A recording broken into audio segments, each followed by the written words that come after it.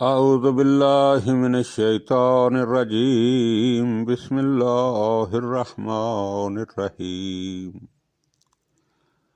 حضرت امام علی بن الحسین زین العابدین علیہ الصلاۃ والسلام کی مجموعہ دعا صحیفہ کاملہ کی دعا نمبر 54۔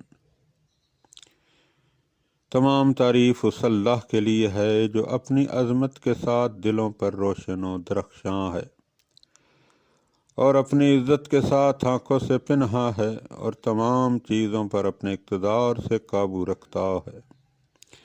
نہ آنکھیں اس کے دیدار کی تاب لا سکتی ہیں اور نہ عقلیں اس کی عظمت کی حد تک پہنچ سکتی ہیں۔ وہ اپنی عظمت و بزرگی کے ساتھ ہر چیز پر غالب ہے اور عزت و احسان و جلالت کی رضا اوڑھے ہوئے ہے۔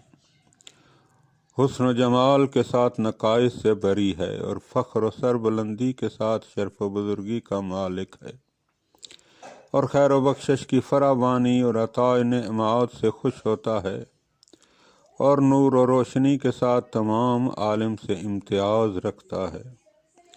وہ ایسا خالق ہے کہ جس کا کوئی نظیر نہیں، وہ ایسا یکتا ہے کہ جس کا کوئی مثل نہیں، وہ ایسا یگانہ ہے کہ جس کا کوئی مد مقابل نہیں، وہ ایسا بے نیاز ہے کہ جس کا کوئی ہمسر نہیں، وہ خدا جس کا کوئی دوسرا نہیں، وہ پیدا کرنے والا ہے جس کا کوئی شریک کار نہیں، وہ رزق دینے والا ہے جس کا کوئی مددگار نہیں، وہ ایسا اول ہے کہ جسے زوال نہیں، وہ ایسا باقی و جاوید ہے کہ جسے فنا نہیں، وہ دائم و قائم بغیر کسی رنج و مشقت کے، وہ امن و امان کا بخشنے والا ہے بغیر کسی حد و نہایت کے، وہ ایجاد کرنے والا ہے بغیر کسی مدت کی حد بندی کے، وہ صانع و موجد ہے بغیر کسی ایک کی اعانت کے، وہ پروردگار ہے بغیر کسی شریک کے، وہ پیدا کرنے والا ہے بغیر کسی زحمت و دشواری کے، وہ کام کرنے والا ہے بغیر عجز و درماندگی کے۔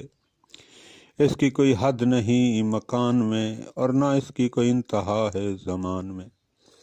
وہ ہمیشہ سے ہے اور ہمیشہ رہے گا، یوں ہی ہمیشہ ہمیشہ اسے کبھی زوال نہ ہوگا۔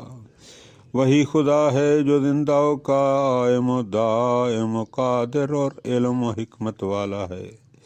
بار الہ تیرا ایک بندہ حقیر تیرے ساحت قدس میں حاضر ہے، تیرا سائل تیرے آستانے پر حاضر ہے، تیرا محتاج و دست نگر تیری بارگاہ میں حاضر ہے۔ ان تینوں جملوں کو 3 مرتبہ دہرانا چاہیے۔ اے میرے اللہ، تجھ ہی سے عبادت گزار ڈرتے ہیں اور تیرے خوف اور امید و عفو و بخشش کے پیش نظر عاجزی سے التجا کرنے والے تجھ سے لو لگاتے ہیں۔